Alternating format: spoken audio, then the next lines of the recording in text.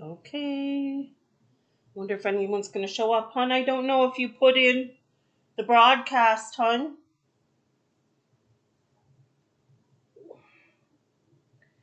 Oh. Hello, hello, hello. Is anybody out there? Wonder if anybody's going to come by. Oh.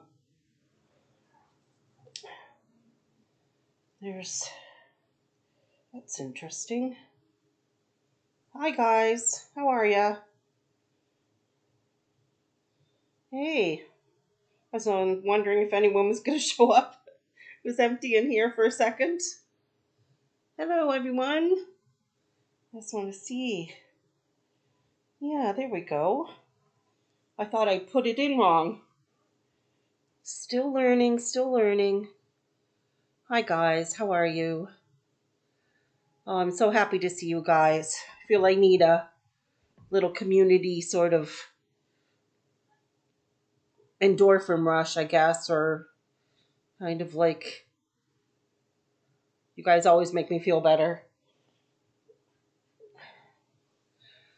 So, how's everyone doing tonight? Anybody have any big stuff they're dealing with? I do want to talk about big stuff we deal with. I also want to talk about mediumship and spirit communication because I had quite a few people ask me to explain more about it. Um, can you guys hear me okay? Can everybody hear me?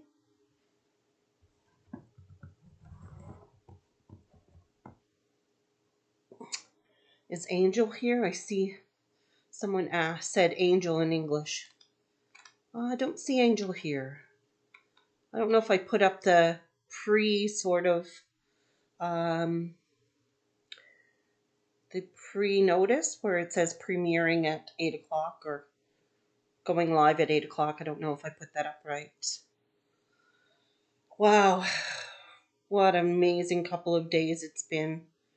I feel like I've gone through the ringer a few times in the last few days, and I don't know. I think that, wow, 2026 can, stop being so extra now. I mean, it's only March, and look how much has happened in 2026 already. Um, so much, eh? The Iran thing, you know, the China's CCP collapsing in on itself. There's so many things going on, even, in my personal life. I don't know if you guys are having this happen. And that's the year of the fire horse. That's the whole theme of the year.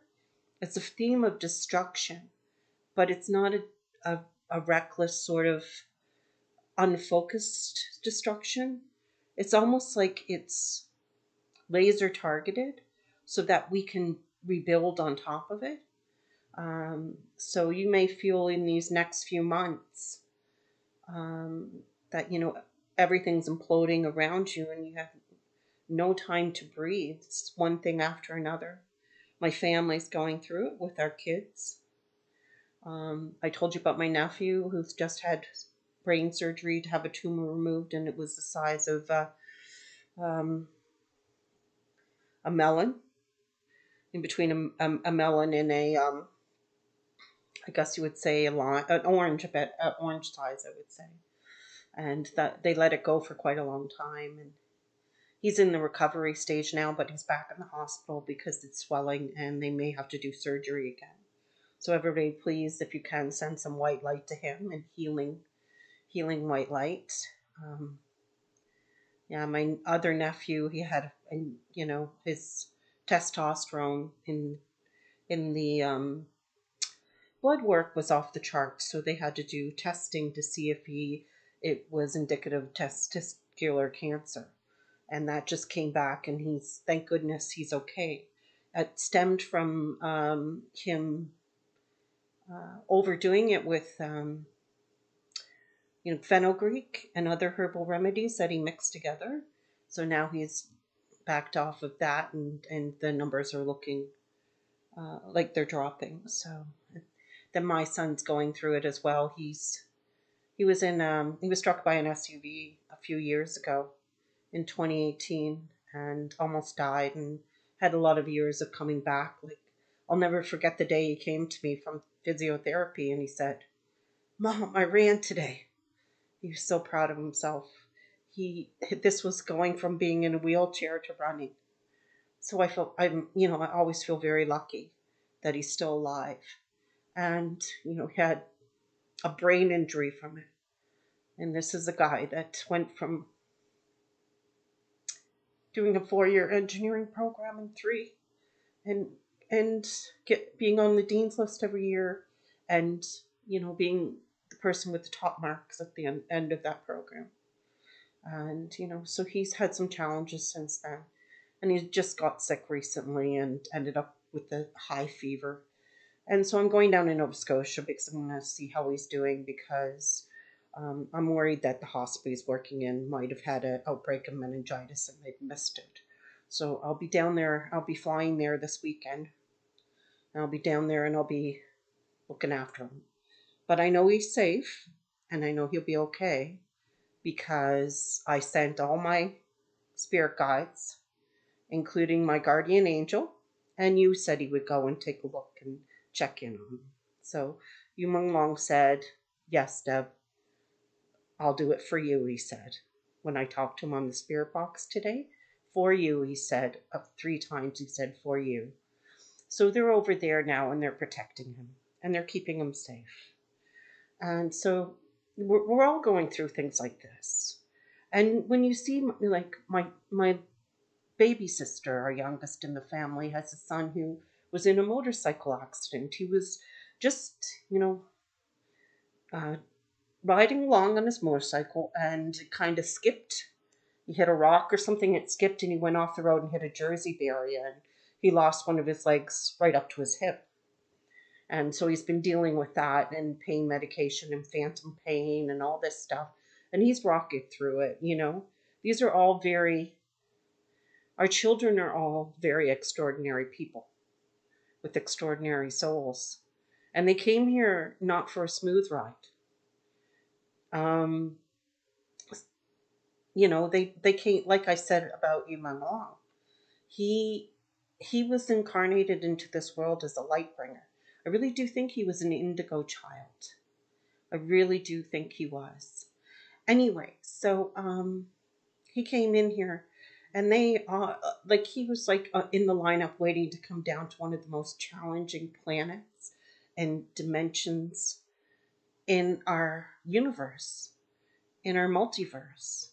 And the lineups are long. People are vying to be here at this time, to be on this planet, to have these many challenges, to be a part of creating the new world that's coming up because of our raised vibration and going from a 3D to a 5D dimension. It's there, so they're all want to come down. But you said, like I said, the analogy of being in a lineup to get on a roller coaster. He could have chose the back seat and, it wasn't as scary. Or he could have chosen the middle. You know what I mean? And the back seat, he would have had everything handed to him on a golden platter. And then, the middle would have been just a nice, safe, maybe he would have stayed in where he came from and, got married and taught some kids at some school and, had kids of his own and planted a little garden in his backyard and had, that kind of easygoing sort of life in obscurity sort of thing. But he chose the front of the roller coaster because he wanted to enlighten us. He wanted to shine a light on the darkness in this world. And you know what can't survive when you shine a light on it? Are the shadows, these shadowy evil people. They couldn't survive under the light of his brightness. And I think that's why they target him so severely. And they continue to target him so severely. Because he exposed them. And they hate that. And But what they hate the most is his goodness. Just, it's something we'll never be able to understand or grasp or even have an ounce of. So, but we're all going to go through it this year in the year of the fire horse. If you're having challenges with, you know, suddenly you're hearing this uncle has got cancer and this cousin, lost their job and they're severely depressed and all these things. It's because it's the year of the fire horse. The challenges are going to come. Things have to break before they can. We have to break things and take it apart before we can put it back together. And that's what we're doing. We're taking all these old systems down that don't serve us anymore. They don't serve us. The way the government is run doesn't serve the people. It doesn't help us one iota. It just lines the pockets of the people that are in politics. And they go and they shake hands with each other, and yes, oh, we'll do this and we'll do that. And even if it seems to be a good thing, there's ulterior motives to it. So it's time to tear that system down as well and rebuild one that works for us, the good people, the ones that are recreating this world to a place we actually want to live in. So, yeah, there's a lot of challenges for my family right now. But I realize these challenges are actually a good thing. Because, my nephew who had the motorbike accident could have passed away, but we still have him here. We still have the love that we feel for him. We still have his, you know, tenacious attitude he always had and stuff like that. And that's what's helping him get by. And, my nephew who just had brain surgery, he could have passed on the table. It was 12 hours long. But he's still here and he's still fighting. And, he wants everything to be healed right now, but, it'll take some time. But we have time for that because he made it through that. And my son who has his challenges right now, I'm going to go down there and I bought a one-way ticket. And I'm not going to come back until he's better. Because that's what we do. That's what we do. And if I hadn't known Yu Meng Long when he was alive, I would have done the same thing for him. Yeah. I would have passed him by in an airport, saw the signal, and dragged him into a bathroom and shoved him in my suitcase and rolled him out. If I could have, I would have. So he knows that, and I've told him that. And he keeps saying to me, I've made that choice freely. I made that choice freely. I did that for a reason, he said. I did it to wake you guys up. To wake up the people that were just going through life because, just the routine of life and say, and kind of wandering around like sleepwalking through life. And he did that. He did that. Look how many people have thrown their weight behind him and won't let it go. Look how many of us. And we're not going to give up. None of us are. And that's what's breaking China apart. You know who caused the CCP to go down? Yu Meng Long's caused that. It's imploding from the inside out. And it started with him. And they made a royal mistake when they targeted him. And now they're feeling that. And I told you before, I don't believe in hell. Hell doesn't exist. Hell is the creation of the church. And you know why they created hell. It was to control people through fear, right? I guess the closest thing to hell is that when you pass over, you go into life review. And when you go into your life review, you don't see your life through your eyes. You experience it from the people you hurt, how they felt emotionally, how they felt physically, and everything you did with them. Even if you just said an unkind word to a bus driver one day and it really tore them down and they really agonized over it for weeks, You'll feel that when you pass, because you'll be put in that experience in the shoes of the person that, even if you didn't mean to hurt them, you did. So when these people pass, they're going to feel every ounce of agony that they bestowed on others. And I guess you could call that hell. It's really quite interesting too, because I have a lot of people contacting me and they're saying Yu Meng Long is already on his path to reincarnation. Okay, he's reincarnating in Taiwan, and or he's, and he's going to be this and he's going to be that. That's his soul. I'm talking to his spirit when I talk to him, so his soul could very well be ready to reincarnate. But look at it this way: my just when I talked to Yu Meng Long about Chen Duling, he said that she's gone when she comes out of reflection.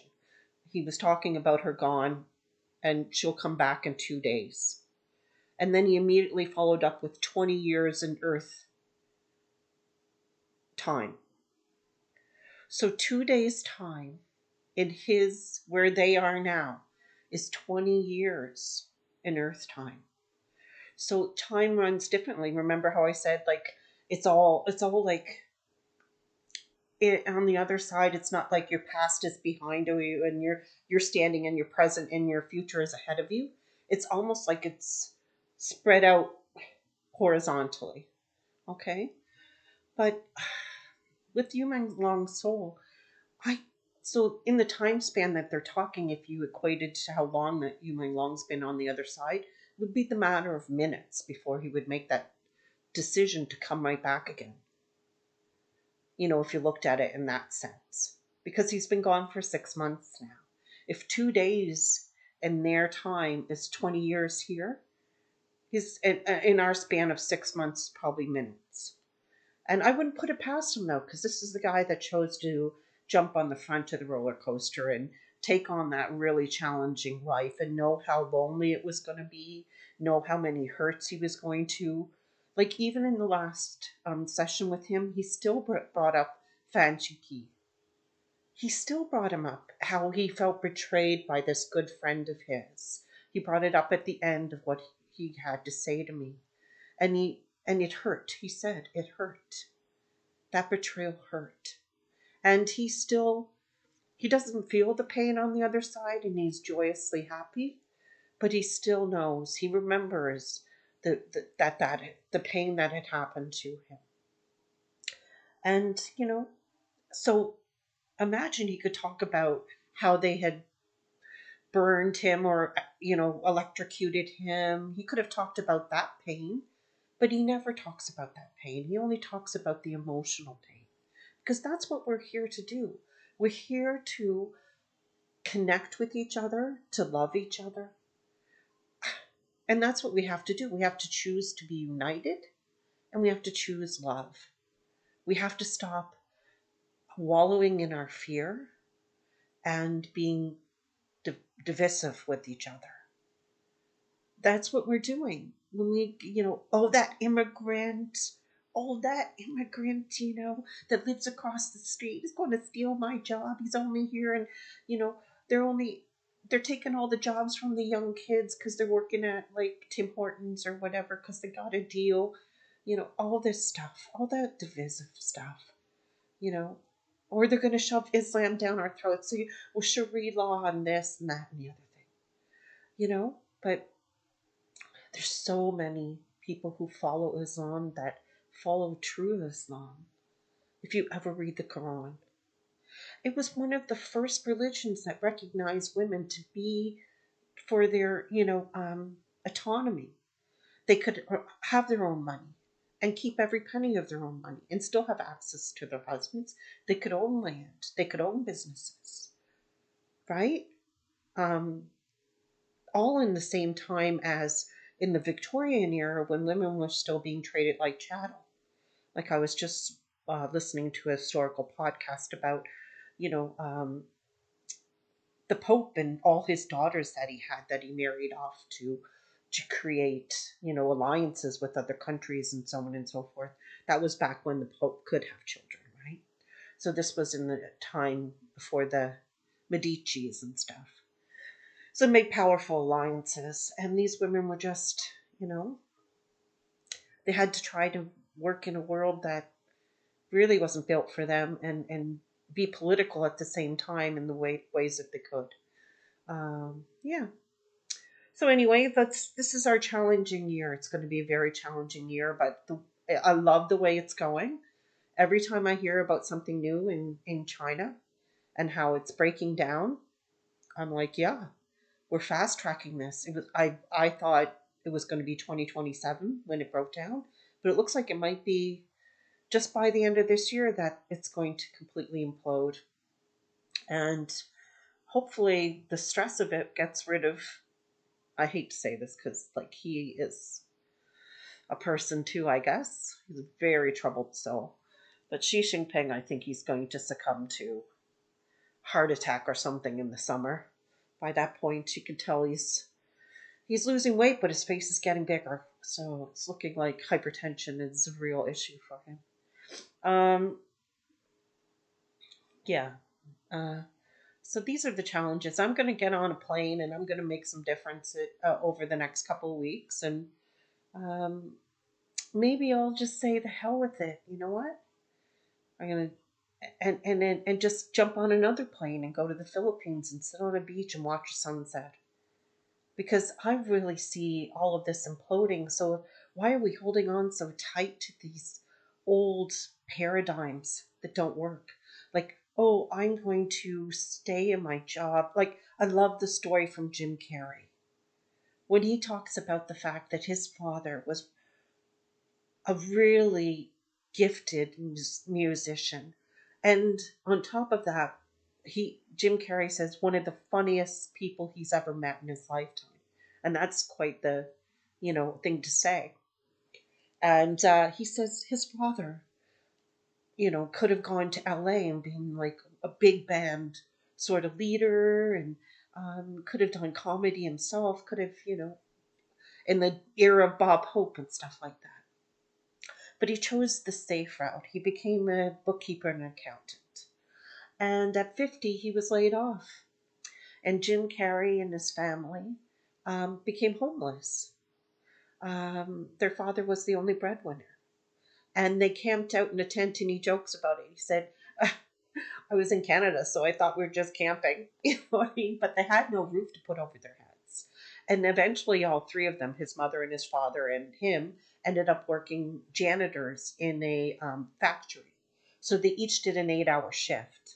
So they would high five each other on the way out. And he said he punched a few holes in the wall and had to make up stories that it was one of piece of the equipment, the janitorial that did it, because the guys would always razz him there and do stuff and make messes on purpose. Anyway, so he said he learned a valuable lesson from that. He said his father, um, he took the safe route, and he took him a job he never wanted just for the safe route. And he said that never panned out for him. So why not do what you really want to do? Because there's no guarantee it's going to work or not anyway. So why pick the safe choice? And I just love that story. I love it because it's all of us should be saying this now. I mean, we have AI, and if you ask AI, and people have, where do you see, everybody in 10 years? And AI is saying, well, unless you're working with your hands, you're really not going to be working. Like if you're a plumber, if you're an electrician, if you're a carpenter, if you're building, if you're a construction worker, labor is still going to be around until they get the robotics up to snuff, and they can, they be as agile and as we are, and so they don't have that yet. So for the next 10 years or so, after I think 2030, we may still have a lot of jobs that are labor or trade orientated. But after that, no guarantees. But then again, some people are saying too that AI is actually every 7 to 10 years we come up with a new invention that we think is going to just annihilate the rest. Like, didn't people think that the film industry was going to kill the theaters? Not cinemas, but theater, live theater. And didn't people think that, um, records were going to kill live music? And, then you had like VHS come out and that was going to kill the movies because people could just watch what they wanted at home. All these things have come about, and we've prophesized that it's going to change the world greatly, and it doesn't really. And now people are already saying that AI is just, they're kind of begging people to use it for more than meme generation and homework because companies just don't have the faith in it and they're not going getting behind it as they thought they would. So maybe it's something that's just going to fizzle out. But that's the key point. The key point is the maybes. If we're going to live with a lot of maybes, we might as well make some big moves. We might as well say, the heck with it. I'm going to move to Tahiti and I'm going to become a kite surfer. And I'll just teach all the people who come there how to have a good time on a kite surfing day. And that's how I'm going to make my money. Or I'm going to go and I'm going to become a ski instructor because I always love ski. I mean, my goodness, why are we tying ourselves down to the 996 thing? Who really makes anything from that? Except for digging yourself, like marching off to an early grave, right? I mean, I think it's so ironic that Marxism and communism, right, were supposed to be something that was built on labor, built on the worker. And look how much it exploits workers and labor. Like, no rights at all. You really, you have a law written in that says, you know, no overtime, but then you're made and forced to work overtime and not pay for it in China and not get paid for it, or maybe not even get paid for anything for 4 months, and there's no recourse for it. So there's not another country I think that exploits its workers more than China, but it's a system built on communism and Marxism, which was a labor movement to begin with. So what are we doing? They're all just saying, "Oh, heck, let's just see how much we can get away with these people," and like they're just polluting the water, polluting our food, and it's for a good reason because they know how powerful we are, and they have to kill our inspiration, um, our imaginations in the school systems that we have set up that don't allow you to think outside the box. And as soon as you do, your hand gets smacked by a ruler, and they fail you, right? They take all the creativity out of school these days. Oh, get rid of music; it's not needed. Get rid of art. That's where imagination lies. With that, we could recreate a new world if we could allow that part of the brain. The brain's a muscle too, and if you don't use it, it atrophies. So we set up a system where we tell everybody what to think, and then we test them repeatedly on it to make sure they got the message. And then we send them off into the world, and we put them in a cubicle. Wow. And these are powerful people. These are, we know, these, if we could get our frequency to the right frequency, and there's another thing too. 440 hertz is the frequency that they've set all music to now, when the natural frequency is 384. Why would they do that? They know, because if we're listening to a natural frequency, it raises our frequency as well, you know? So, all these things, nothing, I don't believe in coincidence, I always say. None of it's a coincidence, all tied together, right? So, but we're breaking free now. And these, like I said, the ants are going to take down the elephants because there's enough of us to do it now, and we're uniting instead of being divisive. We're, and Human Long did that. Look how many people from different countries have come together. I get people contacting me from Kenya, you know uh, from Ukraine. I get people contacting me from Portugal, and they're saying, oh, can you get the translation up, the closed caption or whatever, and translate it? now I'm so happy to say that my videos now will be automatically auto dubbed. Um, and I'm just now working on making sure all the languages that are normally spent, I want to set it to your people who look at your um, videos. There, everyone who does look at my videos, those languages will be automatically set, so that when you come to my video, it'll be auto dubbed. As long as it's less than an hour, it will be auto dubbed. So I don't know if that's going to be lives or not. So what I'm going to do is try to make sure that um, this doesn't go over an hour. And if it does, I'm going to stop it and I'll restart it again if we're really enjoying the talk. And I'll do another hour or do another half an hour so that we can see if it automatically auto dubs so that people can listen to it in their own language. And it's really fun to listen because um, I'll be saying something. I think they've done it with Michael Jackson and with my last video with Yumeng Long. And it's really interesting to hear me asking the questions, and I switch it to like French, and it's like like in French, and then I switch it to Spanish or Portuguese. It's really hilarious. um but so I'm going to try to make sure that everybody has the option. I just have to figure out how to do it. I was on Chat GPT going, hey, chat, and see, there you go, homework. I'm only using Chat GPT when I have a tech problem that I don't know how to fix. So, um, but speaking of fixing, we were just out here just before I got on.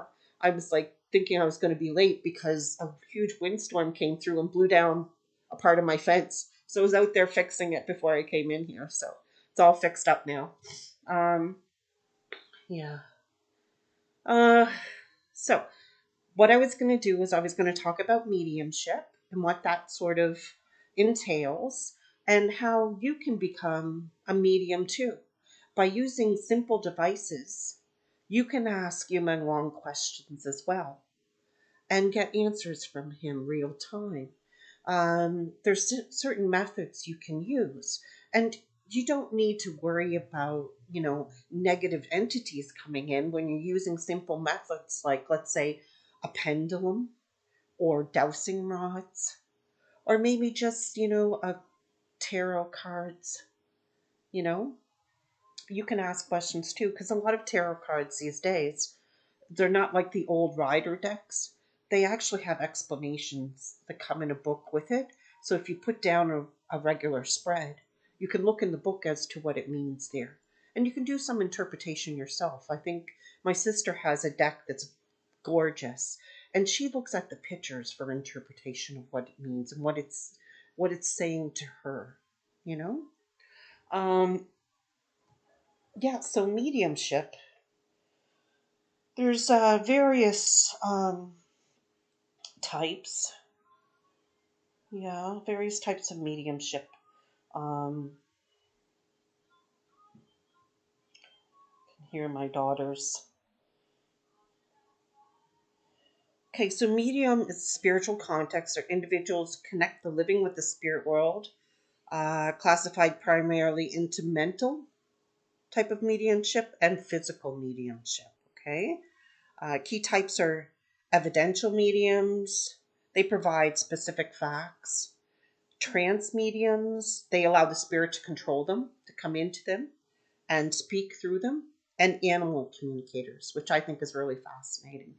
I think I saw a video once with a woman talking to a panther, a black panther, and they called the Black Panther Diablo, and Diablo wouldn't let anyone near him, and he was so sort of standoffish. And so this medium went to talk to Diablo, and he admitted he didn't like his name. He didn't like the connotation of his name. He thought it was disrespectful to call him the devil, and he was reacting because of that. And when they changed his name to Spirit, it was a totally different animal. It allowed people, to interact with him, not like cuddling or anything like that, but it became an animal that actually came out of its enclosure, pranced around. It became almost proud of itself. just because of the power of a name. And that's what we have to remember. Words have power, don't they? Remember how I said why they call it spelling? Because there's magic in that word, right? So, the main categories of spiritual mediums are the mental mediums. So they connect with spirits telepathically, receiving like information through thoughts, like visions and sounds. They often describe it as sort of clairvoyant, seeing, or clairaudient, hearing. So those are the two major ones that you normally get with mediumship. Um, then there's the physical mediums, and they utilize physical energies to produce tangible phenomena like ectoplasm. Remember how they used to have that in the Victorian era when they did all their sort of table tipping and seances, and then they'd have pictures with supposed ectoplasm in them, and people would say, "Oh, I think that's fake." And in that day and age, it was like the AI of the Victorian period. They also would produce like rapping sounds, moving objects, or materialization, or what you call apports, where you would have an object appear on a table out of nowhere, like pop, there it popped into existence. You may hear about this as well in people's homes where they're like, I keep losing my keys. They think there's like little brownies running through their house, like they lose things. And months later, they just show up on the top of the coffee table. And you're like, where did that come from? I haven't seen that in months. I've been looking everywhere for it. And it's just suddenly right in front of them. They may just have a playful spirit around trying to get attention. You know what I mean? It doesn't mean it's necessarily something to be afraid of. Um, There's also trance mediums, and they go into deep trances. And what they do is they allow the spirit to control their mind and body to communicate with us. So the that's the kind of mediumship that, um, well, not exactly Candace. She does automatic writing, and I believe she uses that to kind of put herself in a trance. So that could be very similar to what she's using. But I think she's also an evidential medium as well. So, what evidential mediums are is they focus on providing validation, like names and facts and dates, to prove the survival of consciousness. Um, so, oftentimes they'll be like they'll call people like that psychic detectives or psychic investigators and so on. The animal communicators, like they're pet psychics, they specialize in communicating with living or deceased pets. So it's not just a deceased pet. Like I said with the Diablo, the jaguar, the black jaguar, I think it was. He hated the name and he acted like it. As soon as they named him Spirit, it was a totally different animal. There's medical intuitives as well. They connect with the person's energy to identify spiritual or emotional causes of physical health imbalances. Now, a lot of times I think too, if you look into QHHT, which is quantum hypnosis therapy, you will see that they often find that people who have ailments and illnesses in this life kind of revert back to past lives. Things that may have happened to them in a past life. Some people even say if you have a birthmark in a certain spot, it might be where you were stabbed or where you were shot. Um, Maybe you even have like this birthmark over your heart and you weren't stabbed or shot there. Someone broke your heart so terribly that you may have ended your life or something like that. And it will show up in this lifetime. It's just a gentle reminder by spirit, by soul, on your body to say, okay, that's your life. That's what happened to you. Move on. Let's get on with it over here. We have a new goal here, or we have a goal to accomplish. There's channelers as well. This is a form of mediumship where the medium allows a spirit, angel, or extraterrestrial sometimes to speak through them. And um, now Elizabeth April, she does. Um, she does remote viewing, but when she talks about talking with extraterrestrials and spirit and angels, it sounds very much like channeling to me. She may be in a deep meditative state. She may look at it as remote viewing, but I think she's remote viewing isn't always that clear. So I think when she's describing it, it's so profound that I think it is channeling in some form. So these are all sort of clear. You call it clear, uh, which really is just means clear. There's various types of clear senses, like clairvoyance, that's seeing images and symbols of spirits. Clairaudient, that's hearing voices or sounds from the spirit realm. Clairsentient, that's sensing emotions or physical sensations from spirit. And then these are the ones that people normally talk about. There's others that people don't, like clairangency, which is really psychometry. It's receiving information by touching objects, you know? Other ones that aren't talked about are clear, what's it called? I'm always forgetting that one. It's clear, it's the one that people say I may have. Um, it's clear cognizant. It's where you have a knowing and it's just automatically you know.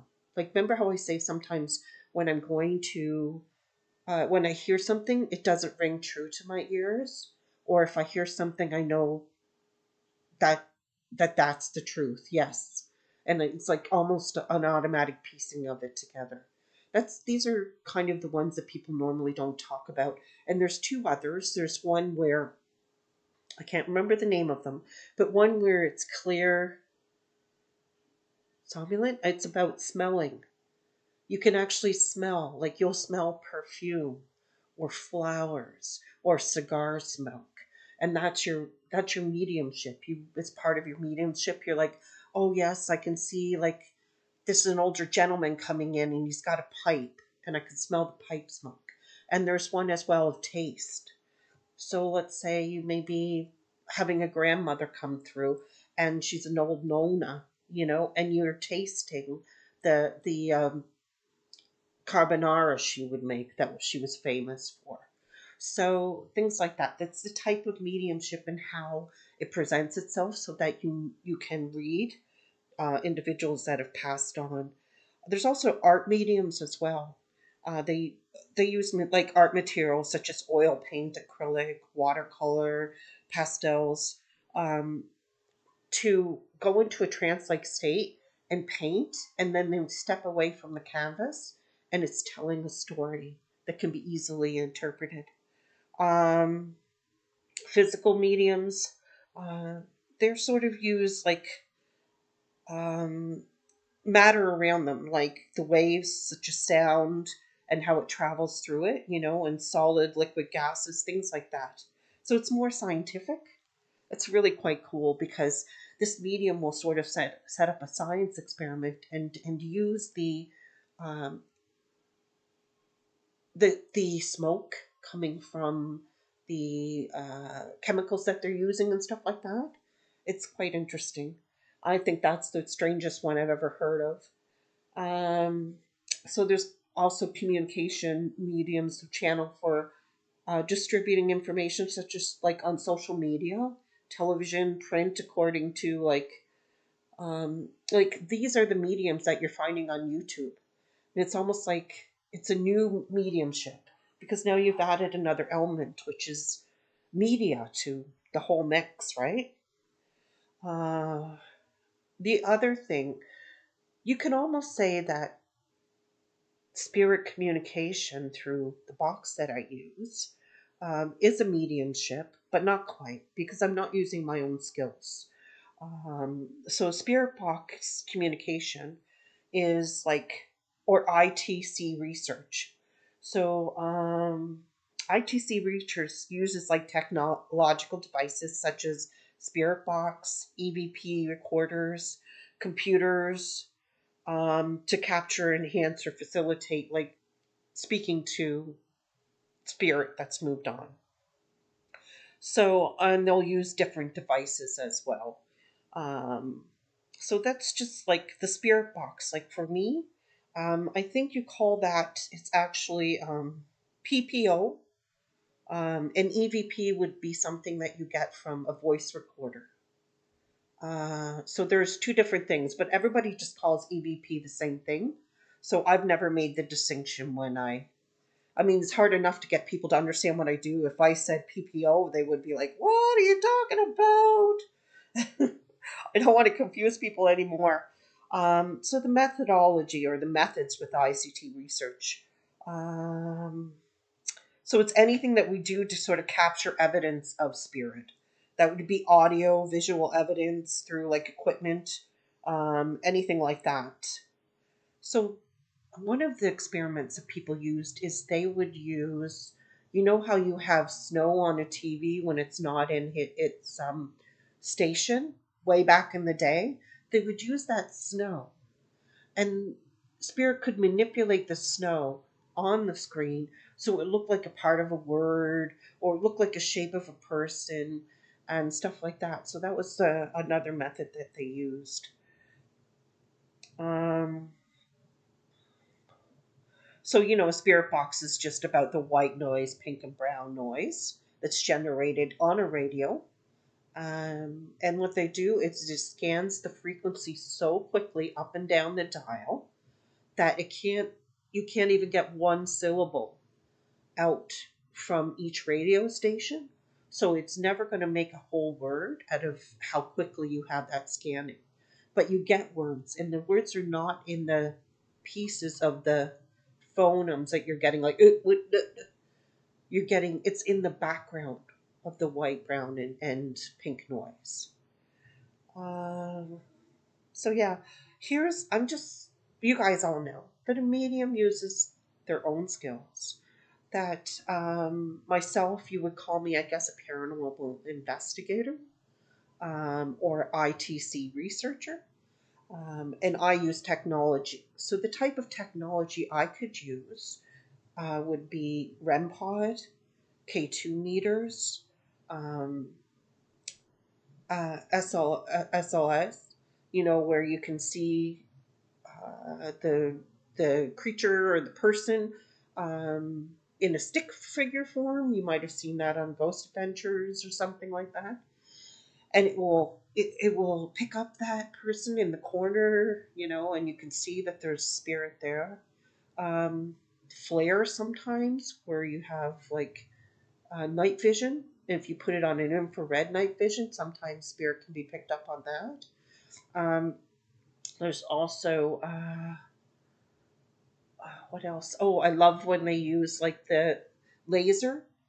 Spirit can break through the laser and you can see it with your own eyes. Or sometimes they use a laser grid and you can see the whole shape of the spirit in the laser grid because it's blocking out the laser behind it and you can see the shape of the black sort of shadow. Things like that. So those are some of the things that technologically you can find.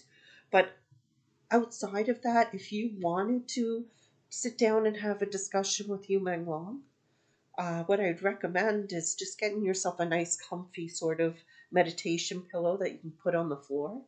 Um, Sit down and light a candle, you know,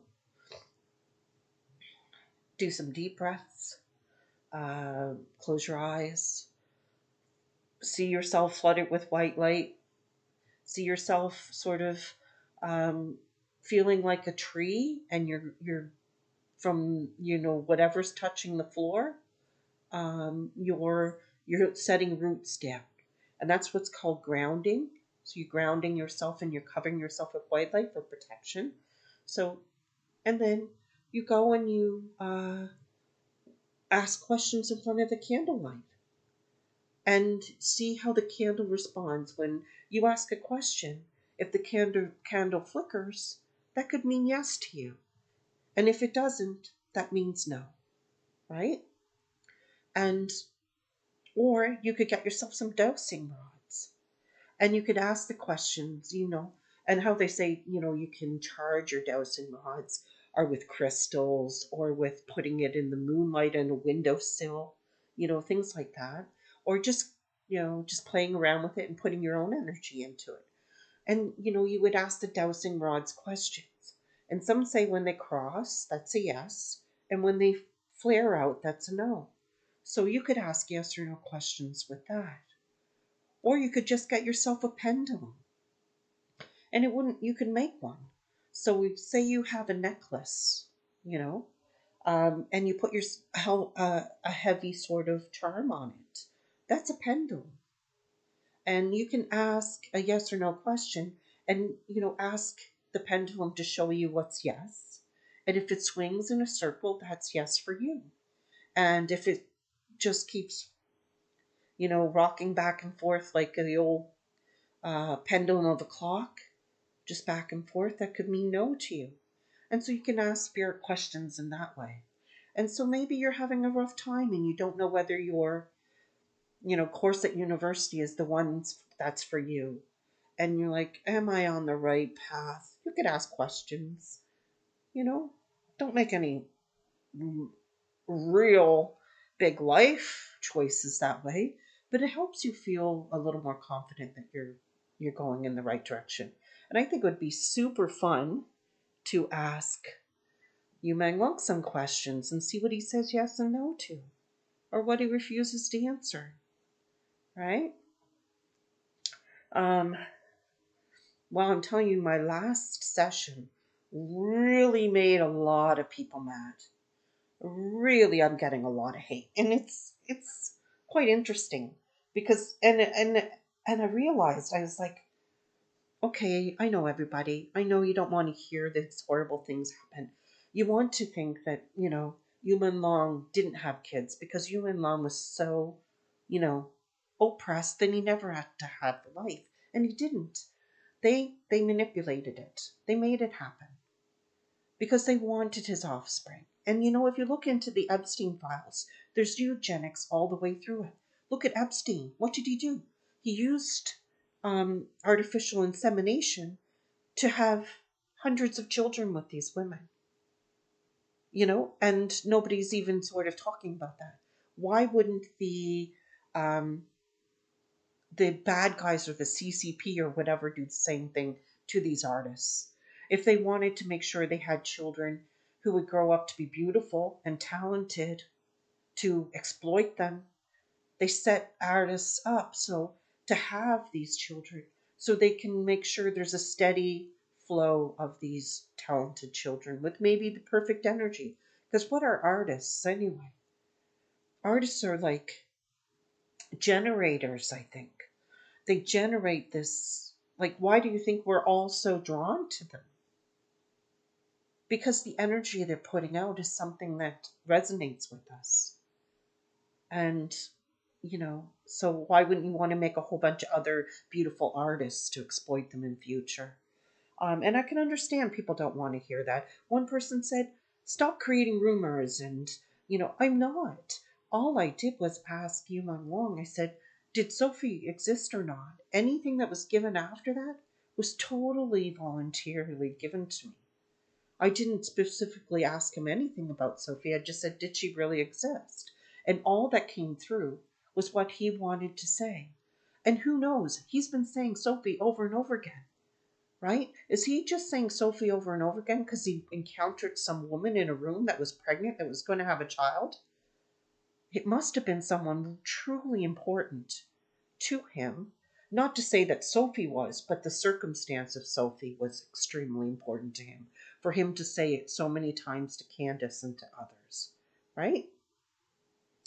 But, and then I also looked into some of the people that are having a hard time with me, and I realized I must have hit a nerve, because you look into these accounts that have said some horrible things, right?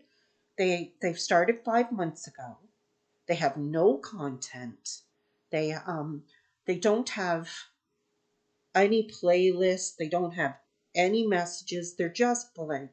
And you know what they are? They're the 50 Cent Army out from CCP, trying to tear you down and make sure other people see those negative comments to try to create division among the ranks. Oh yeah, let's turn against her. She's on the right track, and people might just find out what's going on, right? So yeah, I've now put it into sort of a context of um, take it or leave it. When I give this information, take it or leave it. I can't. Someone said, "Can you verify that?" No, I do not have a peer studied review on what dead people are saying on the other side to me through a radio. I was just like, I kind of laughed at that one. Um, I can't have that. I can't have three people confirm what I'm saying, you know what I mean, in court of law. But I'm telling you that Spirit is telling us this for a reason because they want us to know. They want us to know what really happened. Don't you think that Guojun Chen wants people to know he's passed on and there's some guy running around that can't dance and pretending to be him? I just saw a video of Guojun Chen, this guy in a striped shirt. First of all, didn't look anything like him. I watched Guojun Chen dance. That guy had rhythm on point with every beat. Every emphasis he made was on a drum beat, was on this, whenever the low. You would not believe it. There was so much rhythm in that guy. This guy that's doing the exact same dance that he did, he couldn't dance himself out of a wet paper bag. And I'm telling you, if I was that talented, I'd be kind of annoyed that they picked someone so untalented to be pretend to be me. So anyway, as I was saying, if you wanted to do this, you could use like dowsing rods.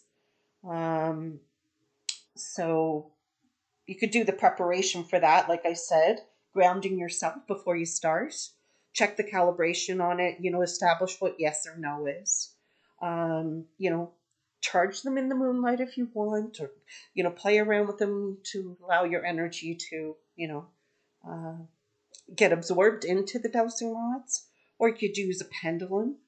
Usually it's a crystal on the end of the pendulum, but any weighted thing on the bottom of the chain would help. So you stand, holding, you can stand or you can put the thing over your own palm. I think that helps a little bit because the energy from your palm um, adds to it. And you can swing the pendant, repeatedly and then make it go back and forth and then choose to keep it straight. And then you ask the question, and it will either start to go counter or clockwise or often just back and forth, and that will give you the answers you're looking for. And as I said with the dowsing rods, if they close over and cross, a lot of people see that as a yes. And if they, swing away from each other, many people see that as a no. Other things, you can use Ouija boards. A lot of people don't like Ouija boards because they have negative connotations to them, which I don't think. It's just what you put into it. You can start a have four people come over to your house and you can all ask questions of you men long, right? Ground yourself first, like how I said, and then make sure you close the Ouija board when you are done. And how you do that is you say, "Thank you for your communication. I'm closing this portal or opening. You're not, you're not free to stay here. You must leave, and I'm closing the communication with you." Tarot cards or oracle cards, like I said. Oh, another one which I find is quite interesting. It's almost like the art mediumship. It's automatic writing. And that's something that Candace does too. And I think the automatic writing just allows you to go into a trance state. And when you look at what you've done after you come out of your trance, you can see images, words, maybe symbols, things like that, that tell you a story. Scrying with mirrors or black mirrors, or just looking in water, scrying with water. Um, so you may see images in on the glaze of the dark mirrors, or you can see it in the water, and visions and symbols or apparitions may appear in the water. This one I kind of am leery of because I feel that, oh my gosh, okay, all right, guys, I got the message. Oh my gosh, that was interesting. So I was just talking to you, and a white light just flashed by my eyes in front of the screen, like a little, oh my God, like a little sprite or something. What the heck was that? What the world? Ah, talking about mirrors. Crystal balls. You know, you could get it if you really wanted to. You could be really eccentric and get a crystal ball. And what you do is you just focus on the crystal ball and see if you receive any mental images or visions. Runes are really fun as well. Runes have been around the longest, I think, out of all of the devices. I think I think the most amazing runes that they found were a set of runes with a um, buried with a Viking warrior priestess, and just they were still in such good condition. But I think that that was the Celtics and the Vikings actually used ruins more than any other. And you know, there's also like in Rome they used to use entrails of dead animals and stuff like that. But don't start doing that. People think you're crazy, cray cray.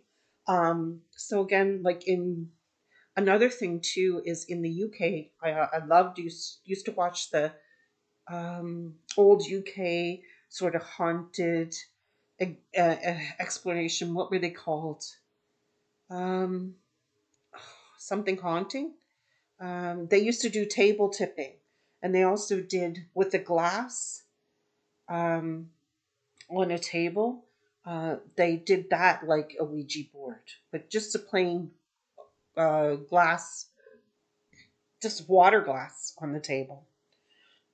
And then in Victorian days, they used spirit trumpets.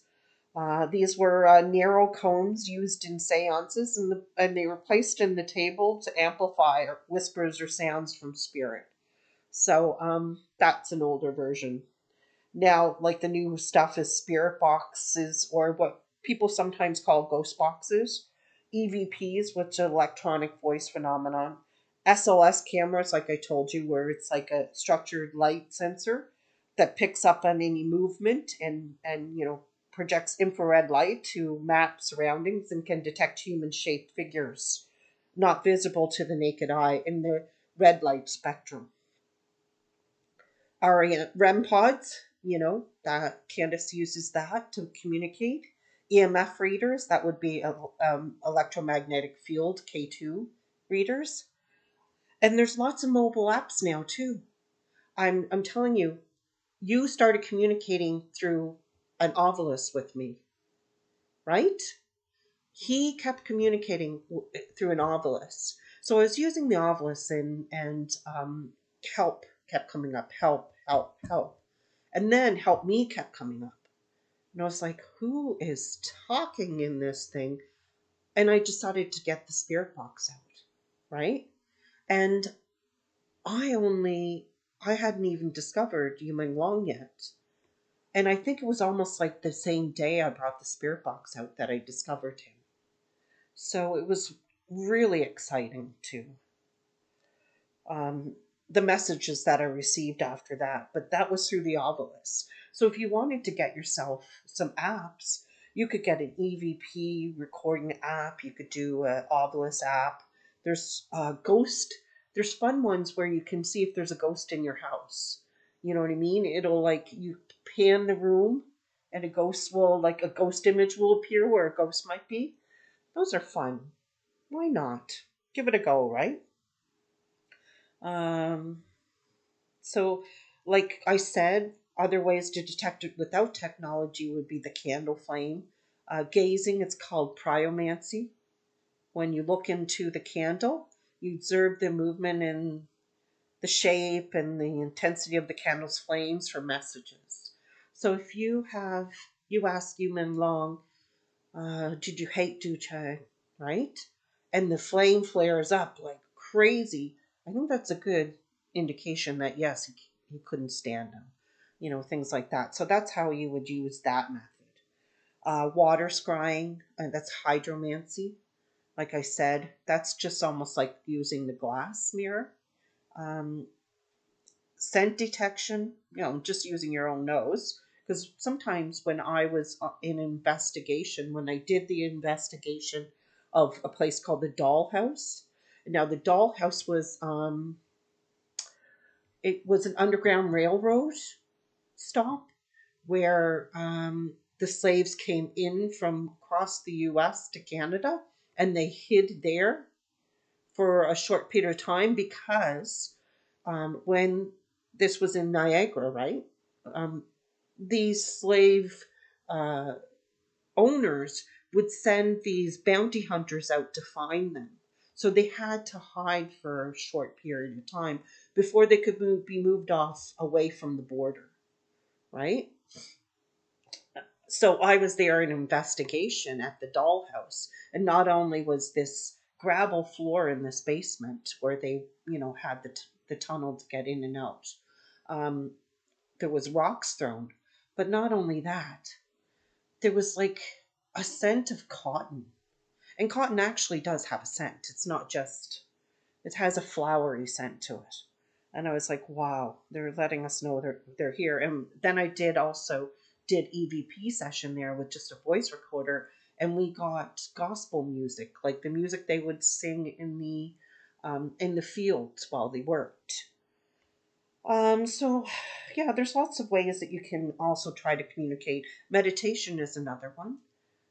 Meditating and just inside your own conscious sort of being, asking human long questions and seeing if those answers come to you in meditation, right? Um, so the safety considerations you probably want to think about is approach these methods respective, respectfully. Like don't take them lightly. Um, Make sure that you have clear intentions, that you ground yourself, you protect your space, visualize yourself surrounded by white light and saying out loud, I only allow positive communication in my world. I only allow positive interaction. If you are here for any reason other than that, if you are in negative energy, you are not allowed in this session. And then that lays down your clear intentions. So, that's like all I really wanted to say about that. But I also wanted to say tonight that um, so many people are saying to me, about Yuman Long and his um, reincarnation, how he's already decided to do it. And I just wanted to explain what happens when people die. So you kind of get an idea of the process. Um, Many people before they die are sort of in a hospital situation, and they never die alone. Nobody dies alone. Not even the worst curmudgeon dies alone, because they will have ancestors come forward, family members that have already passed, and if not, um, they will have their guardian angel or their spirit guide come forward to let them know that this is a happening thing. They're going to die, and a lot of times these people are so very happy to see these family members, um, and a lot of medical staff poo-poo it, and they say no, it's the drugs, it's the lack of oxygen to the brain, they're dying, they're stressed, it's cortisol flooding their system and affecting them, right?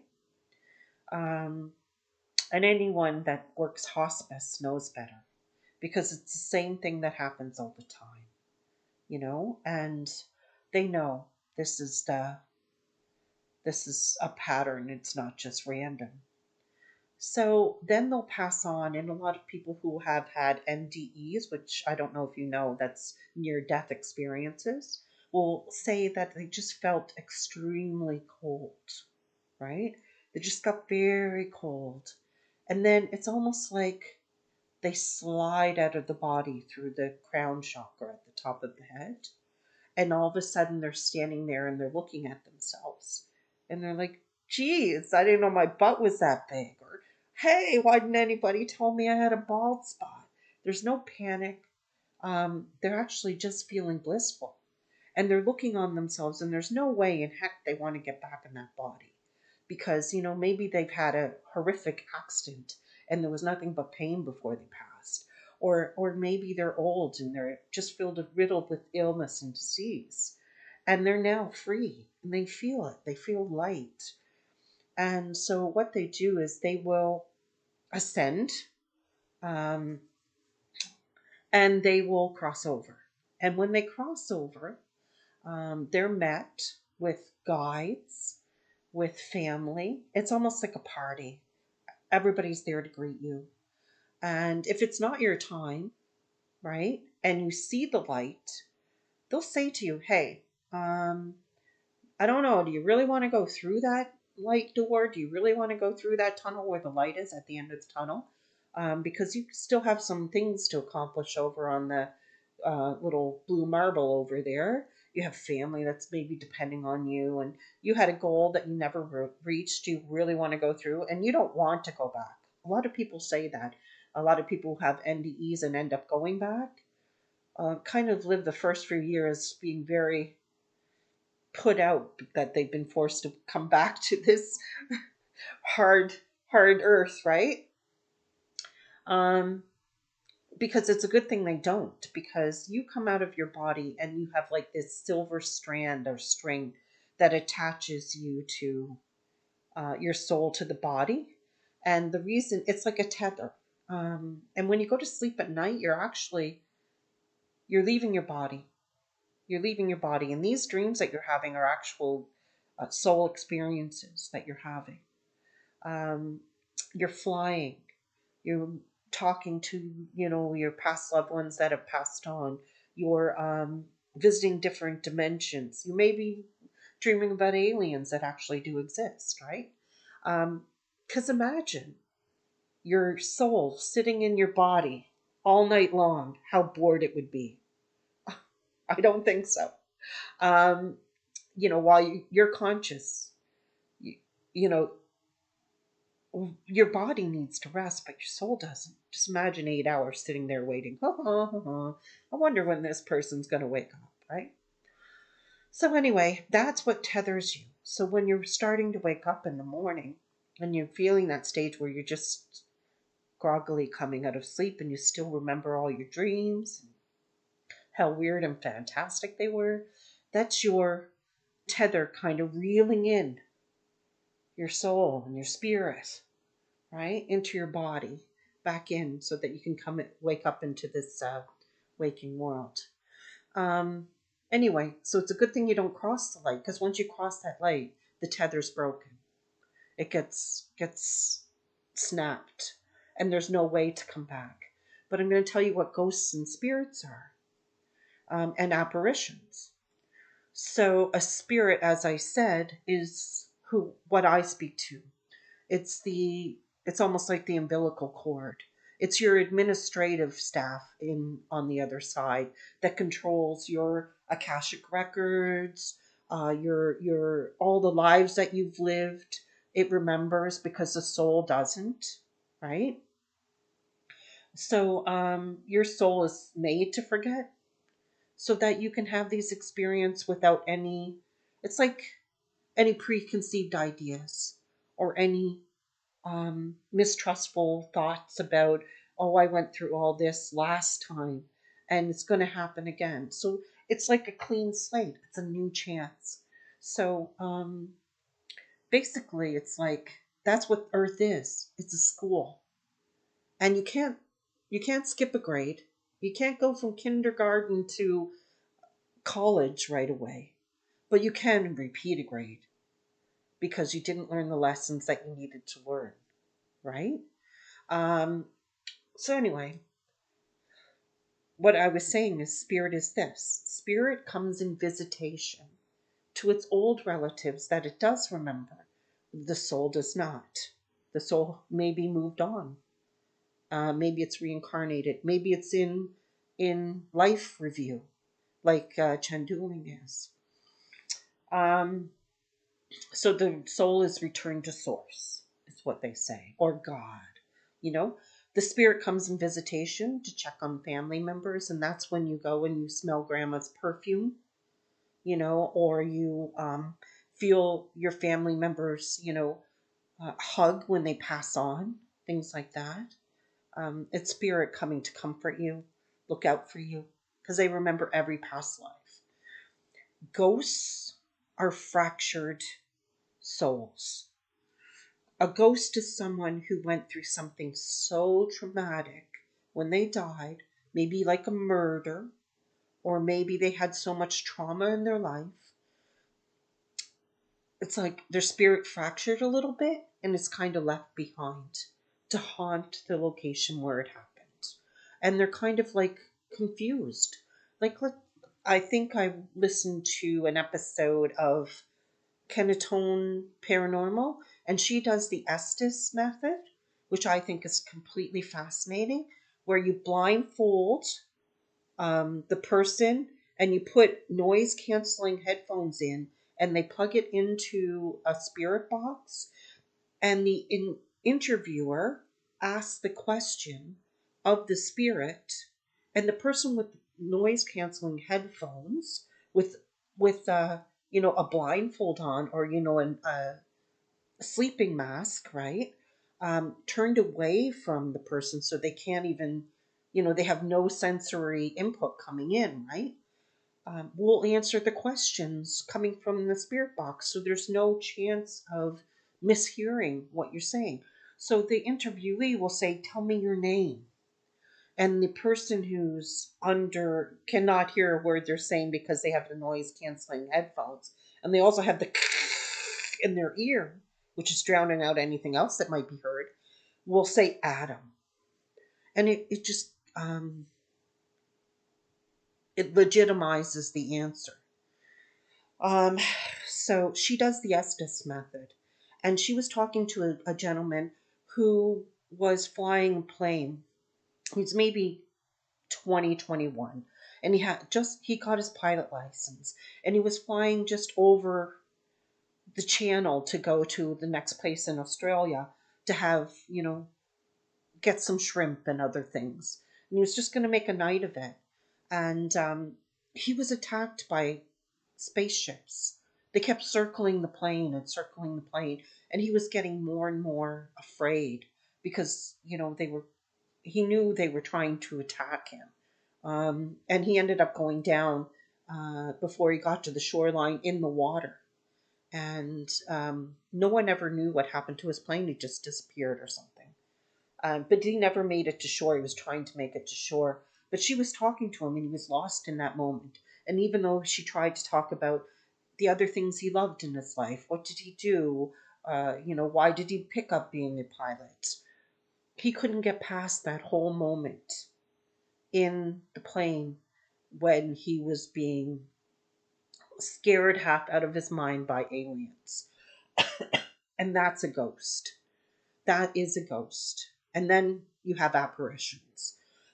And apparitions are, if you've ever heard of the stone tape theory, where you have energy that's sort of trapped with because there's underground streams, or there's granite or limestone that holds the energy in like a recording. And that happened to us when we went on our investigation of Fort Mississauga in Niagara. We saw the sentry, the soldier, marching on top of the, um, you know, how you have the gate doors that come out, and then above the gate you have the walkway where they used to keep the sentries so that they could see any trouble coming from all angles. He was marching back and forth on that. But the really crazy thing about it was that he was popping in and out of existence, it seemed like. He would walk 3 steps, vibrate, poof, disappear, show up 4 steps away, vibrate again, disappear. It was almost like a broken recording. And that's exactly what he was. He was an apparition that had been created by the energy that was left behind. And it was just like watching a degraded sort of film from the silent era. You know, it was black and white. It was grainy.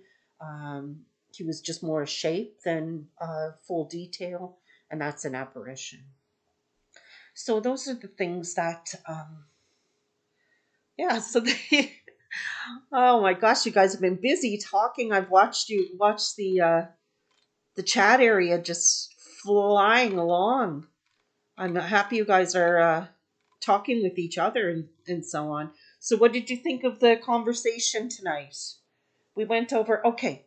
Oh yeah. So that's pretty much death. That's how death works, and that's why when you have, um, you can tell the difference between the different entities you encounter. And then if you have like Amityville horror, where you have like flies building up on, um, in a room, and you have sort of like kids that seem to get possessed and other things. These are low vibrational entities, either interdimensional or multidimensional entities that come here and they wreak havoc on the living, and they possess them and they do things like that. But you know what? If you have a person in life that was terrible, right, and you have a fractured soul left behind, that fractured soul is going to be terrible too, you know? Um, Kenatone Paranormal did a EVP session, and this is the most fascinating session I think I've ever heard. They figured out who the Ripper was. They brought in the prostitutes that had been killed, and the prostitutes identified the Ripper. And Ripper came in as well. And he was like, "Yeah, I'm with ya. You're all a bunch of prostitutes," and like being so belligerent and calling them names and saying, and having a real attitude. I was like, oh my gosh. And so what they did was they went through the pictures of the people that people have thought were the Ripper, Jack the Ripper, in chapel, New Chapel, and the prostitute, one of the most outspoken prostitutes, said, "Yeah, that's the one. He had a little weenie." You know what I mean? She was saying he was compensating for something, right? Um, so I would suggest, if you have any interest at all, to look her up. Kenatone Paranormal. You won't be disappointed. She's done a lot of Estes Message EVP sessions with people like Kirk. No, no, wait. Marilyn Monroe, uh, Michael Jackson, um, Marilyn Monroe. That was a good one as well. She was like, no, Marilyn Monroe said it was no suicide. She did not commit suicide. Ah, oh, geez, I went over an hour. Now I won't be able to find out if it would automatically audio dub. Oh, darn. Shoot, shoot, shoot. Okay, guys, what did you want to talk about? I think we did the gambit tonight, right? Wow. Oh, yeah, it's so very exciting. I'm going to read that one to you that the person sent, that it was obviously a 50 Cent Army guy. I took a screenshot of it. Let me see.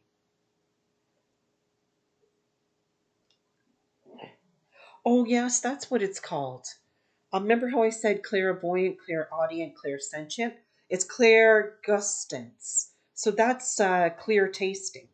So that's when you taste things when you're in, if you're a medium, and it kind of tells you that it's, the old Nona from way back in the day, and you can taste her, meatballs.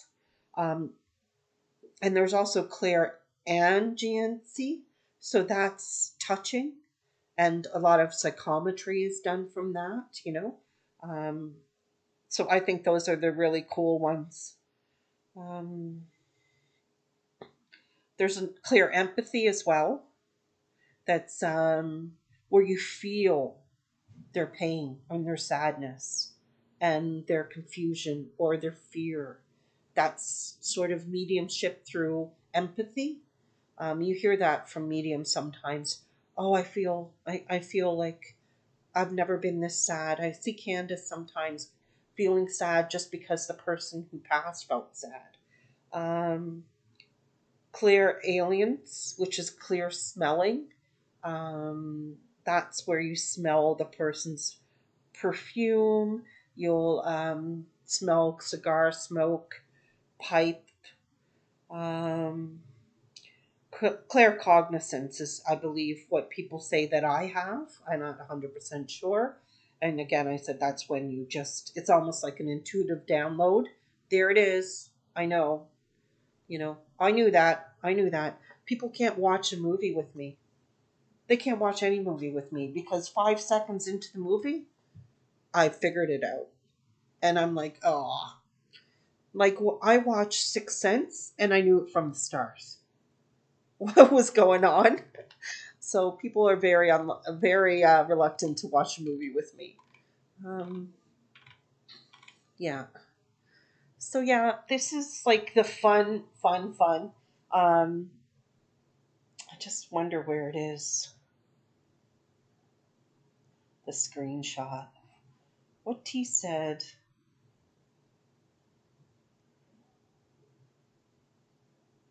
Oh, I don't know. I guess I didn't screenshot it. I guess I missed it. Yeah, I thought I screenshot it, but I didn't. Um, it's pretty much just, yeah, not important. It's just there to try to throw me off my game, which can't be done. Oh, would you like one on Chris Cornell? Lincoln Park's Chris Bennington. DJ Avicii. Yeah, you know what? I think that these are all, oh my gosh, Anthony Bourdain committed suicide and he just seemed to have such a lust for life, right? Why? Why suddenly would he do that, right? Um, every time I hear suicide now, I question it. That and falling off of buildings, like who does that? I think there's less 3-year-olds falling off of buildings than there are celebrities. As long as I don't tell them what, Snow. Tell them.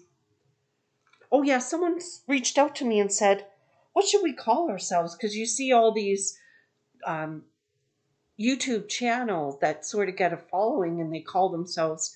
There's this guy named Sean Burrell that's done a lot of videos on Yumeng Long, and um, it's called Trace Zero or something, his channel. But it's at Sean Burrell, Virell, and Sean is SEA. So I think he started calling his, like he said, you mind if I call you Tracers, right? And then someone reached out to me and they said, I think we should be soldiers of liberty or something like that. And I said, oh, I don't know if I want it, the connotation of soldier. I said, but that's kind of fun because it would spell soul, SOL, right? But I thought maybe, maybe not soldier of liberty, maybe soldier of light. But then I was telling her that I thought the one word name is always great because you have Human Long's fan club and they call themselves Lemons, right? So I think one word is sort of powerful. It's like Cher, Madonna, right? So if I were going to pick like a one word for our collective, the army, you have BTS army. There you go, another one word descriptor, right? I call us, I don't know, truthers maybe. Uh, Too bad Justice League is already taken because that would be a good one as well. So if you guys have any ideas, I'd love for you to, you know, put them in my community page or something like that. Like one word that describes how we have not given up and we're not going to give up and we're going to keep spreading love and light and, you know, warm, fuzzy feelings. until we get the world we deserve to live in. You know, so, my son's had a really hard time. He is on the spectrum, and when he went through school, he was bullied so much, bullied relentlessly. And then he got to high school, and I helped him get in onto the robotics team. And he stayed with the robotics team to the last year of high school, and then he let it go in his graduating year. But they went to 2 or 3 world championships and won 2 of them. World championships with the small and big robot. But he hated it, and he never told me. They bullied him there too, but he never told me because he thought I wanted him so badly to be there. But the only reason I wanted him to be there is because I thought he could finally find his peers, like people who could understand his perspective in life and stuff like that. Um, and I never knew that he hated every minute of it. And he wouldn't tell me that. So, lots of regrets happen in life, but that's a challenge that maybe he signed up for, right? Before coming here, because maybe it was a lesson to be learned. And then he went off to university and he studied so hard. I mean, no one studied harder than him. And he graduated at the top of his class, but it was at the expense of being very burnt out at the end of it. Almost like anxiety ridden the whole time, like you see a lot of times in Korea, where the students are pushed so far to the brink, and in China to pass the tests to get into a decent university, because it's the end all and be all, right? You have to make sure you get into a really great university. And then you also have, well, he came back from that and he was just starting to look for electrical work and then was struck by the SUV and then had to learn to walk again and stuff like that. Um, so that was really tough on him. And then we had the court battle because, of course, there was, he spent 50,000 dollars getting his education that he couldn't put to good use now because he couldn't do an engineer's job where he sort of bent down and crawled and walked on cement and steel-toed boots and all that stuff, right? So, and you have to sort of start at the bottom. You're not going to start at the top building, electrical plans and all that stuff. So he kind of pushed away from that, and then so he's he went through the court case, and the other side was just very much like, are you sure it's not your fault, and blame the victim sort of thing. And he went through the stress of that, being a very young person, because he was only 23 when it happened, or 22 when it happened. And all this sort of happened to him, and he's had such a hard time. And then he keeps having these knockdowns and getting back up, and having these knockdowns and getting back up. And just like I guess a lot of people do. So I wrote to him and I sent him a really long letter, and I said, I was so amazed by everything he's done, how many times he picked himself up and how many times people knocked him down. He picked himself up, and it reminded me so much of you, my mom, you know, just two good people that just don't seem to get any breaks in life, you know. So I sent him a letter and I said, I wish I had been the perfect parent because he deserved that because he was such a terrific kid. Such a terrific kid. He was always up for anything I wanted to do, always there, beside me to help when I needed the help, you know what I mean? Like, hey, get groceries, never grumbled about it. We go to the library every weekend, get like 5 educational books and 5 fun books, and read together all the time, and go to the park and do like outdoor stuff. And he was always up for a hike and never complained once. And you see these beautiful souls come into this world, and they're like indigo children. These indigo children are here in this world, and what are we doing to them? They've come here to raise our vibrations. They come here to save us from ourselves, to bring us to a planet we deserve to live on. And they're just, you know, we just keep stomping on them. Oh, you don't fit in. You're autistic. Medicate that ADH kid. That's that ADH kid would have been the hunter in the tribe early on with eagle eyes and rapier like instincts and you know agile and all this stuff. But no, no, no. Get them on Ritalin stat, and they just become zombies. You know, we're we've got to stop. We've got to do all these things, and we have to open our eyes and you know yeah, it's easy to medicate, right? It's easy to medicate. It's easy to pigeonhole someone, you're autistic, okay, and to say, what's that show called? Oh, Love on the Spectrum. What a great show. I love that show. Love on the Spectrum. Have you ever seen it? Oh my gosh. These people who have like these really cool personalities trying to sort of go out on first dates. And I just love it. Like, you know, I just love it. Um, Sorry guys, I'm just a little bit emotionally distraught the last few days, but um we're opening our eyes now.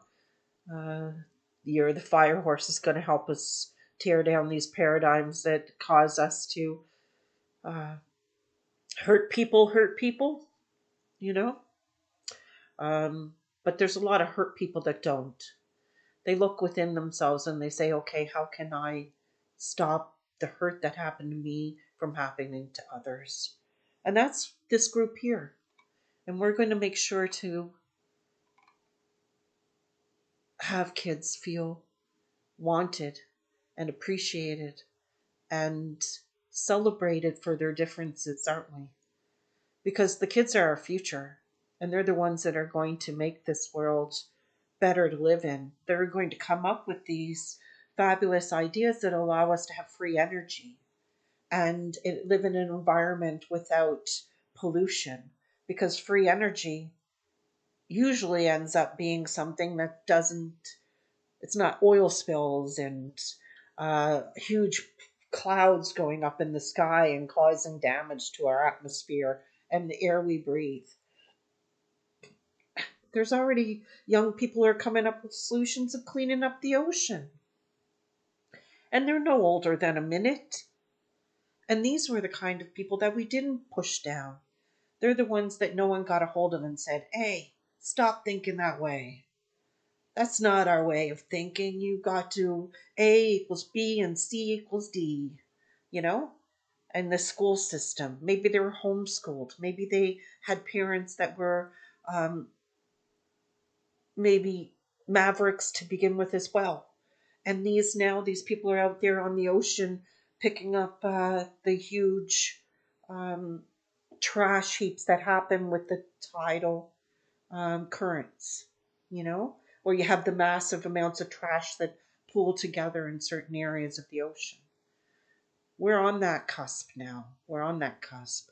We're going to get them. We're going to get these kids to the point where they're going to be able to help us by recognizing that difference is not a bad thing. That, autism isn't a disease. It's just a different way of thinking that we need to incorporate into this universe. They came here with that way of thinking. Look at Yu Meng Long, he was brilliant. How many people would come up with the ways that he came up with? He hid lyrics. He hid in the lyrics that he wrote and he sang. He was telling everybody what was going on. We were the dumb ones and didn't see it. He was totally brilliant. An indigo child that came here, a light bringer to shine light on what was happening. And we were just so very busy with our own little mundane lives of 9 to 5 and taking scooter to, gymnastics or whatever, right? It's just too busy to see. Um, we're going to do it. We're going to do it.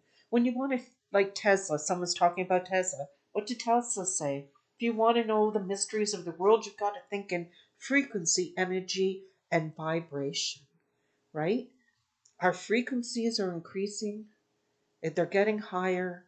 Like I said, I think the Schumann waves are not getting higher from without the Earth with the solar flares. I think they're the Schumann waves, which is like the heartbeat of our world that we're living in, are getting higher because of us, because we are vibrating higher and it's affecting the Schumann waves. And like I said, I think the Schumann waves is just a beacon.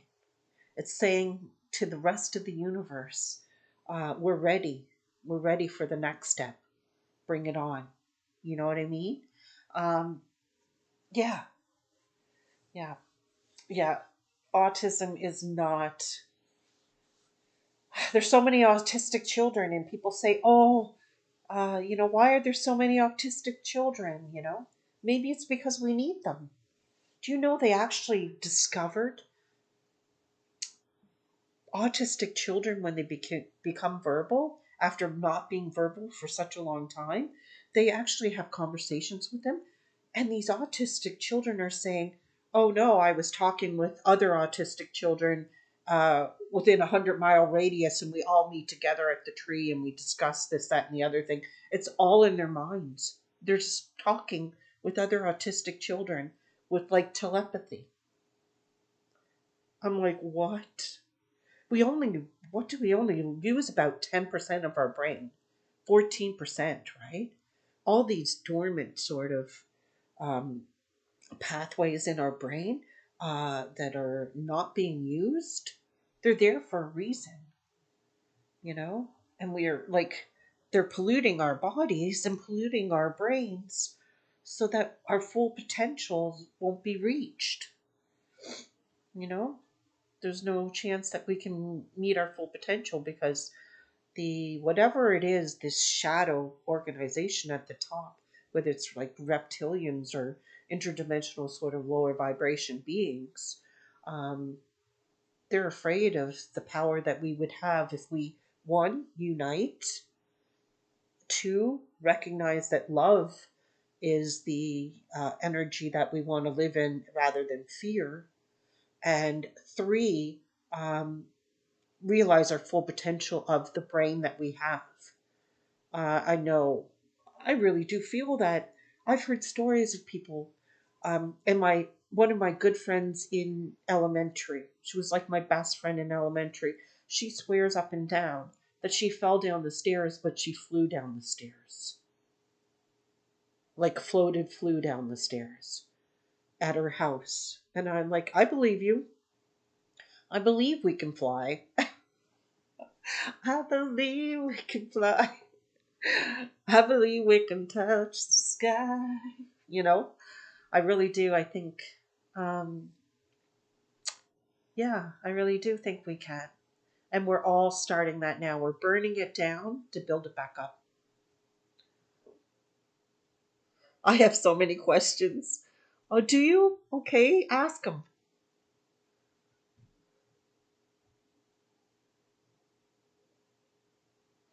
Yeah. And speaking of community, while I was talking like about Sean Varel, we started our channels about the same time, right? And he's like very technical. Like he's got a lot. Like his videos are very involved. He uses AI, um, a lot of great research. What an amazing writer too. Um, so yes, his videos are fantastic. Now he's about 7,000 subscribers now, and I'm coming up on 3,000. Um, and I sort of uh, listen to what's this guy? The guy that ends his videos, the Irish guy that ends his video saying, "Follow me, I'm delicious." That's his catchphrase. I love that guy. He's so funny. He's so funny. he was saying how much so and so makes after a year of being, doing their channel and stuff like that, and how much he makes, which is nothing similar to what the other guy makes, but still quite good. Um, so he was saying that, and so I would love to see us get to like spread this further. I'm not, I don't have like the partnership going or whatever. It's not for the money, but I would like to have more people coming on board, because the more we let people know that there's another solution to this very devastating but essential red fire horse year, then the more chance we have of changing the paradigm, increasing our vibrations ourselves, and adding others to the vibration will only increase the frequency as well. And we can make a change in within this group, right? So I never say, and everybody keeps saying, why don't you say like, what is it, share, like, and subscribe or something? And I never remember to say it. So I'm going to say it now. Share, like, and subscribe, guys. Let's grow this community, whatever name we choose for ourselves. That's your homework for until I see you again next week. Let's think of a name, a one-word name. Like I said, I'd love to do Justice League, but that's already taken. Because we're looking for justice for Yu Meng Long, right? And we're a league, Justice League, but it's already taken. So we got to think of something similar to that, I think. I love him, and he is delicious. I think he's. Do you know what he has? You know what as well? He's severely agoraphobic. Did you know that? He battles that. And so we all have our battles, but we don't have to simmer in them like we're making a stone soup. You know, I have my battles. I'm slightly autistic myself. Okay, so I am very much a person that loves my alone time. You know what I mean? I'm I'm more comfortable alone than I am in other people's company. And I find that most of my friends are people of like my sister's friends and other things. Like I don't make friendships very easily. Um in fact, I find I rub people the wrong way when I start working with them, because I say whatever I think, and I I mean what I say, and I say what I mean, regardless of the consequences. And there have been some massive consequences for me doing that. I've said things to people, and people are like, oh, clutching their pearls, right? And it's like, do you know that guy like makes six figures and he's your boss's boss? And I'm like, I don't care. I only speaking the truth here, right? So yeah, I've burned some bridges. And so this is me. I'm like INTJ, uh, probably a little more than slightly autistic. I get super highly focused on something. Like I wrote 6 books in 6 months, full length novels, every day, 9 to 5, I wrote. And that's all I did. And, it's quite the accomplishment, but, you know, uh, was I fun to be around when I was doing that? Probably not. Most likely not, right? Um, yeah, I was a bit of a perfectionist too when I had the kids. It was slightly regimental because I was a single mom raising two children, right? So it was like, okay, guys, dinner time after I finished work in construction. You know what I mean? And I'd been on my feet and I'd been sweating and I'd been in 100 degrees and they were laying tarmac and it was this and it was that. And I'm still standing and making supper when my legs are vibrating because I'm so tired. And, put supper on the table. And then it was bath time. Then it was story time. Then it was bedtime. You know what I mean? And it was just like routine every day. but you tend to get a little regimental. You're like, no now, no now, because who has the extra time to be patient, right? When things had to happen when you knew things had to happen by X, Y, and Z. So yeah, I just wish I'd been the more easy-go-lucky parent, that got to play games and do all that as much. But I mean, I spent lots of time with them doing things like we went to the park every day. That was a part of our day to make sure that they got the fresh air and exercise that they needed. And we went to the library every week. And so I also said in my letter to my son, that's going through a hard time right now, I did the best I could. Do I wish I could have done better? Absolutely, 100%. But I did the best I could, and I'm not going to beat myself up about it. Everybody has their soul journey, right? That's why I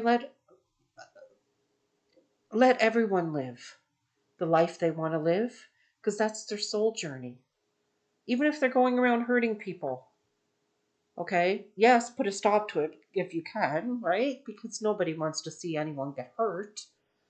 But you're never going to change that person. That's their soul journey they're on, right? You can just cut them out of your life or whatever. If they're not serving your higher purpose, you can break that soul contract with them. Like I said before, you just say, you sit down in meditation and you say, I break the contract that I've made with this person. Um, we no longer have to be this, that, or the other thing to each other. I let you go, and you can continue on your own soul journey. Um, and you just envision yourself ripping up a contract in your head. And you'll find that you may have been in a relationship that you keep yo-yoing back to until you finally do that. And there's no going back from there. You don't find a draw to the person anymore. Because the draw was the soul contract that you made. Right? So yeah, this is yeah. Um so someone asked me if I would do a session with the doctor who fell out of a window, who was exposing live organ transplants happening in the hospital from healthy patients disappearing. And,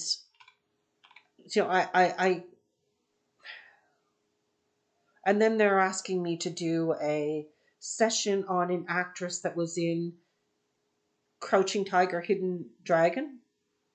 I think her name is Zhang Zi, something like that. Just because she looks different. Well, I looked at her, I didn't think she looked that different. I think she's just maybe showing her age and had some fillers, right? But I can't tell because I don't know that actress very well. And, so I haven't seen a lot of her movies and I haven't had a lot of interaction with her. Maybe she's acting very different, like Jim Carrey, right? People can tell by the tone of the voice or just the energy. I think like the thing that hit everybody profoundly when the fake Jim Carrey came out. And guess what? We want if we want proof that Jim Carrey wasn't who he said he was, he never showed up at the Oscars, right? Jim Carrey never made any appearance at the Oscars after going to this other award. But you still have Alex Stone doubling down and saying, "No, Jim asked me to do this, to pretend to be him because he's still in a great deal of depression, right?" And so we practiced for like a year, he said, and I went for him. But I think that Alex Stone is a shill of the entertainment industry, and they probably maybe saw what he could do and said, okay, we're going to make sure we have him in our back pocket. So they probably put him in a position to um, blackmail him so they could use him in cases like this. When they trout out a clone that's obviously not the person. And the reason why we noticed it was obviously not the person because the aura and the energy of Jim Carrey just wasn't there. And you could feel it through the television screen. You could feel it. So, yeah. Oh, wow. So, what was I saying? So, these are the two people that they're thinking they'd like me to do.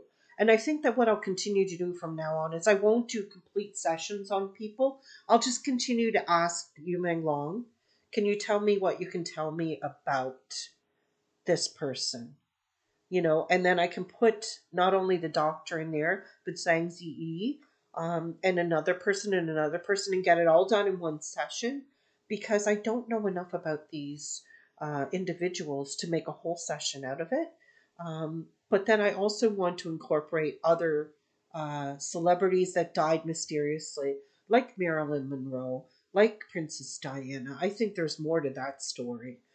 Like, it seems highly illogical that a guy would drive that sporadically, right? And hit a pillar straight on, um, and then have all that time that Diana was kept in the car before she was even transported to hospital, right? And just ask her, hey, Diana, would you have survived if they had dealt with you properly? Right? And I bet you she's going to say yes, right? Because maybe here, I don't think her injuries were severe enough to die from. I really don't. That's again my uh, that thing I have that rings true or not true, right? The claircognizant, I think it's called. But so I want to do that. So I want to incorporate one Chinese celebrity one, and then do like Michael Jackson, another Chinese celebrity one, and then do you know um, even people like George Michael. He died, right, of a heart attack or something. Um, but he was rather young for that, and he was kind of making waves at the time. Matthew Perry, maybe, who dies at a young age in a hot tub. See what happened with him, things like that. What do you guys think? Do you think that's a good idea to do it like that? Yeah, Jim Carrey is completely different from what he was before. And there's no way he would have come up to a reporter and sounded like he was someone had put him on Valium. Oh, I loved it. It was so amazing. Oh, I just loved it. That's what he sounded like. No, Jim would have been, hey, ho, I'm in here, and well, there you are. You know what I mean? The energy was completely off. It just screamed out to everyone, wrong, wrong, wrong answer. Right? But, yeah. So I'm just so glad to have you guys. I really do feel that I was really down before talking to you, and now I feel so much better. Especially, I actually felt so much better too when I sat in meditation today, and I went to turn on the spirit box, and I said, I'm calling on my spirit guides. I'm calling on my guardian angel. I'm calling on you, Meng Wong. Please go to my son and make sure he's okay and make him feel better and stuff like that, and to keep him safe until I can get there. And when Yu Long came, I said, please, can you do that for me? And Yu Long said, for you. And I said, does that mean yes, you'll do it? For you, he said. He ended up saying it 3 times. So I after finishing that, I said, thank you so much. And then I felt so much better because I felt like they actually anxiety lifted off of me, and I knew they were there and helping with the situation, right? So I it made me feel so much better, and that this is exactly how this makes me feel with you guys. I feel like I feel so uplifted when we get together and we talk, right? And I just wish it could be like in a session where everybody could talk at the same time, you know what I mean? Like a Zoom for, well, I guess we could do it like on Discord or something. But You know what I mean? And everybody get in and like say what they're going to say and hear all the accents. Like I have this Australian woman that contacts me. She's so funny. She said she was showing me her meteorology report and said that there was a hurricane coming. And I said, "Oh, well, I hope you don't have a dog like Toto then." Because, oh, she was saying she had big sort of Labrador retrievers. And I said, "I hope it doesn't end up with a Toto situation where you have to carry them in a little basket." Um, yeah, she's pretty cool. In Candace's recent session with Yu Meng Long, Jim is still alive, but kept. Oh, come now. Come now, I saw that session. Okay, I'm going to ask you guys something. If you are talking to spirit and they say the word shot 3 times and they keep repeating it, what are you going to think? Are you going to think they were injected with something? Or are you going to think they were shot with a gun? Right? Uh, do you know what I mean? Like, also, when I was listening to that session, I have a really good ear for EVP because I've been doing it for almost 30 years now. And I find it also very um, frustrating too to watch because usually other individuals who do EVP sessions actually ask a question and don't say anything so they can hear the answer. And I felt that there was a lot of talking over what was being said and making assumptions instead of clarifying. Shot was mentioned 3 times, and I'm dead was actually said. And Candace did repeat, I'm dead. Killed, she repeated killed, right? So maybe the person she sees on a bed is more like a slab on ice. You know what I mean? Because if I were someone who injecting, yeah, but do you say shot when you say injecting? Gun. You think of gun, right? Um, okay, so if I was like this nefarious bad guy in a movie, yes, I would get leave my I would do the whole Shark Tank thing. Oh, the shark is going to eat you, so it gives them a time to get away, to figure out a solution to being killed, right? But in real life, when you do something like that to someone, you don't put them in a coma. There's just no reason for it. Why would you even bother? If you wanted to get rid of someone, why would you bother putting them in a coma? He's never going to come back from that. Once you put him in a coma, you think you're going to trot him out in 5 years? He's already retired. That's what put him in danger.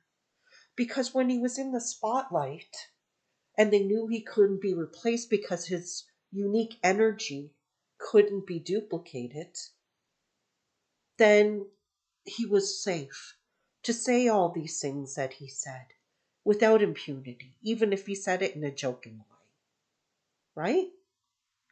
So if you think about it, you got to think like, remember how I said sometimes things just don't ring true or just don't make any sense?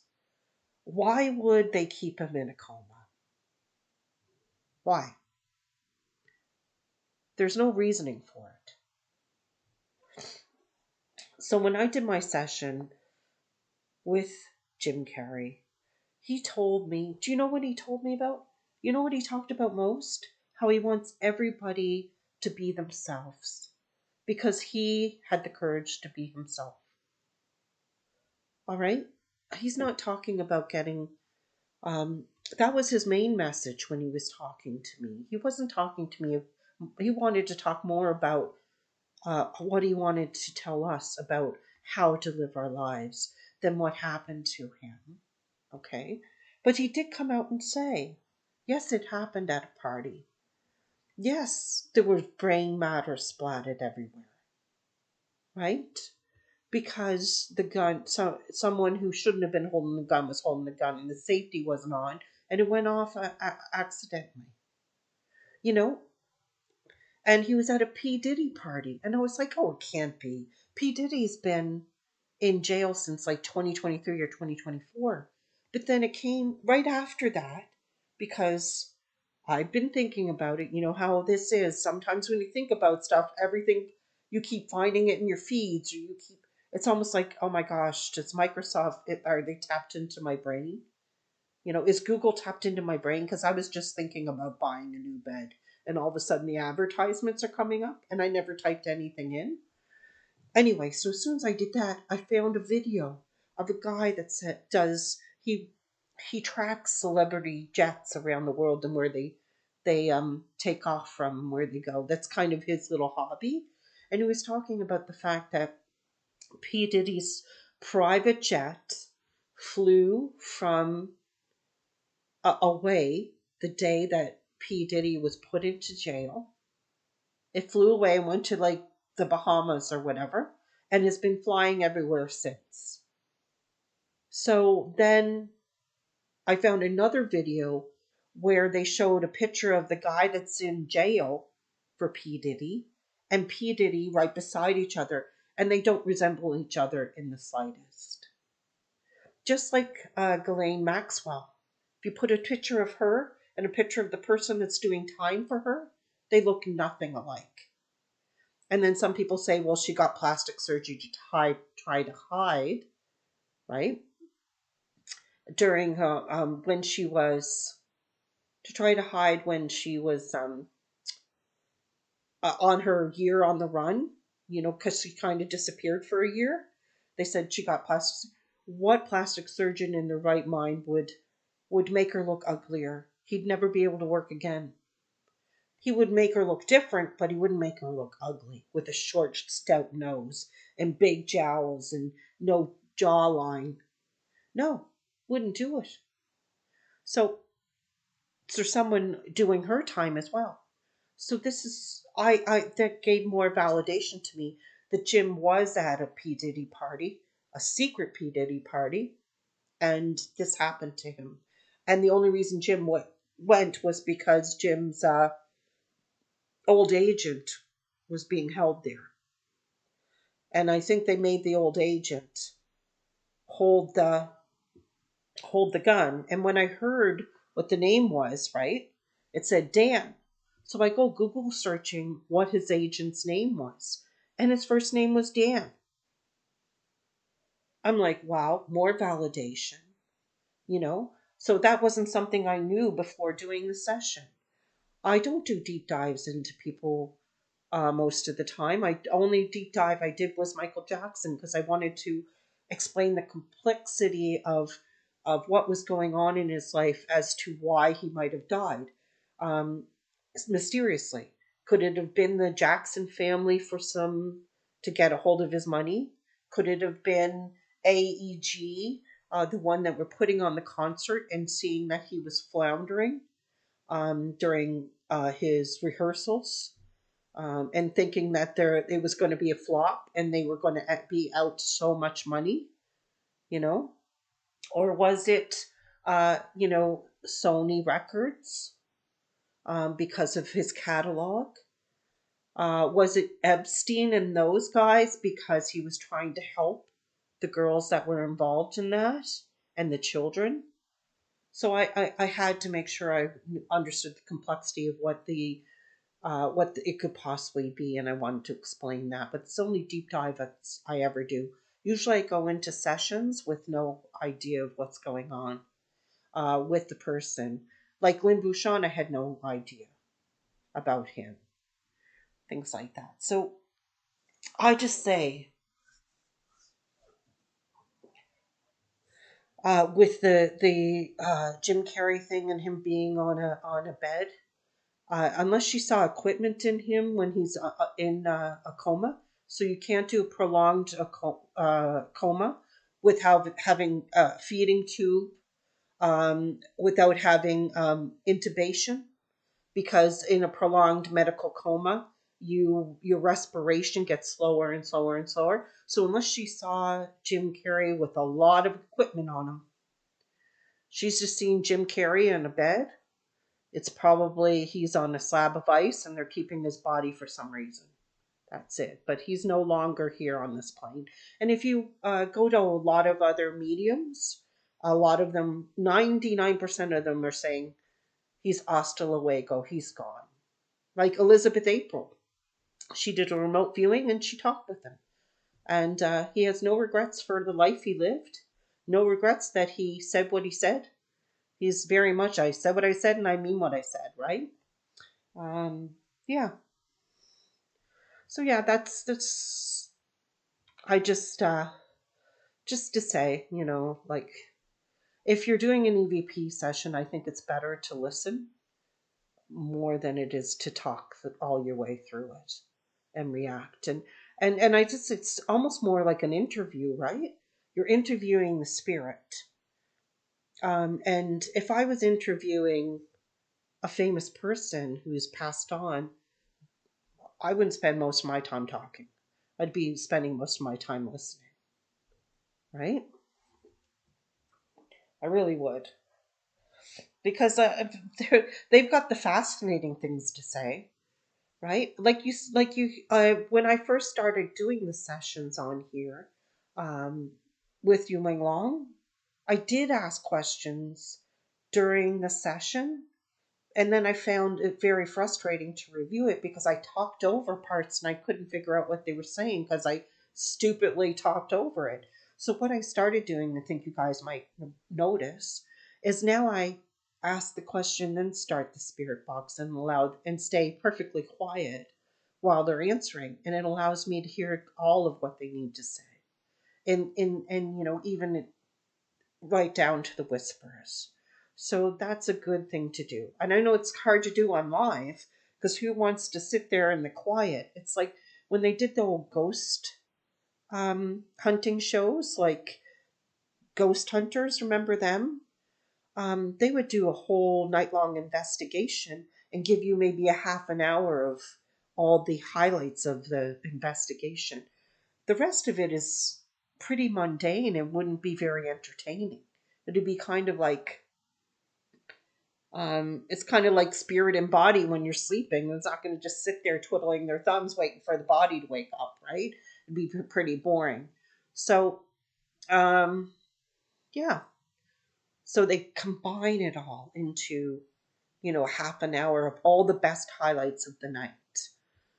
That's very much like if you couldn't do that in a session on EVP Live, because if you just sat back and listened, everybody would just be hearing snippets of words with static, right? Not very entertaining. That's why after I did my live session, I realized I wasn't going to do it again because um, I ended up on New Year's Eve when we did the live session talking over so much stuff that I couldn't salvage in the end. Yeah.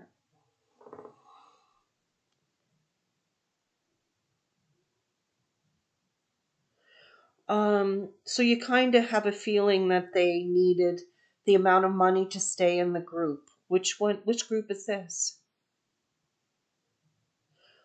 You know what? That's another thing too, which I think she is bang on about.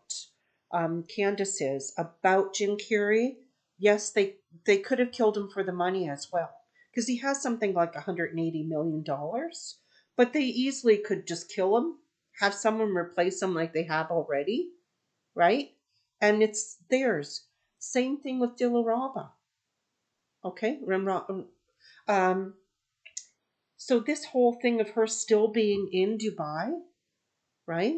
Supposedly in Dubai. Um, they could use as an excuse, something happened, they explode, and then she died or whatever. But I don't think they will. I think they'll continue to have the fake pretend to be her so that they can take all her money, right? And they divvy it up between the ones that did this to her, and still have the fake there making less than she ever did because the fake knows they came in pretending to be her and they already have blackmail information on them. They already have them over a barrel. you're not the real artist, and you're not going to reveal that, because that will ruin your life and your career and all the things that you supposedly think you're going to have, right? Same thing with Jim Carrey. They have the fake come out. There's no reason to keep him in a coma on the off chance that he may wake up out of that coma and get away. What is this, a Bond film? No, that's a Bond film scenario. Do you guys not agree?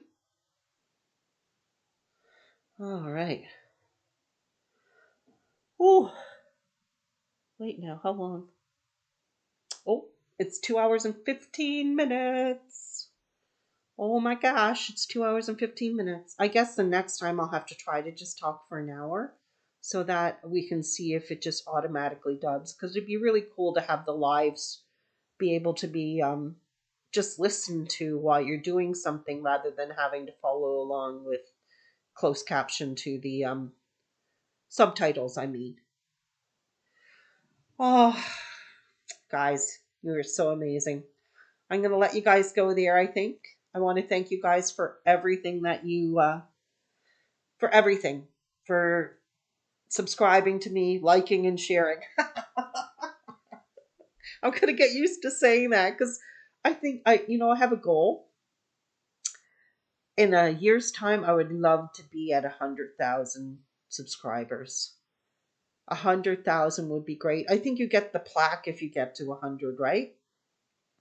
I think they shrunk the plaque though. I saw this frugal guy that I watch. I love watching him because he's got so much energy. He's like, why would I buy coffee every day? That's just stupid, he says. Just like that, right? This frugal guy just got to 100,000 and he was showing off his plaque. And oh my gosh, it's a little bit smaller than they used to be. Like it's a little short squat thing. Yeah, but I'd love, love, love to get to 100,000.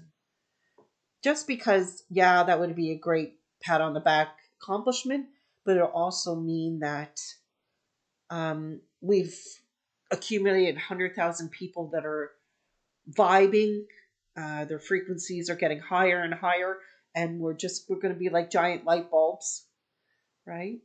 Illuminating the whole world. So share, like, and subscribe, and let people know I'm out here saying, telling it like it is, without any fear of consequences. Like when you say that's a James Bond plot, and you realize you probably shouldn't have said that because I might make some enemies from that. I'm not saying anything really against Candace. Please know that I'm very much on the spectrum, and I just say it as it is, and I don't have the little internal edit. Do you know what I mean? If I think it, I say it. So, okay, guys, I just want to thank you all for hanging out with me tonight.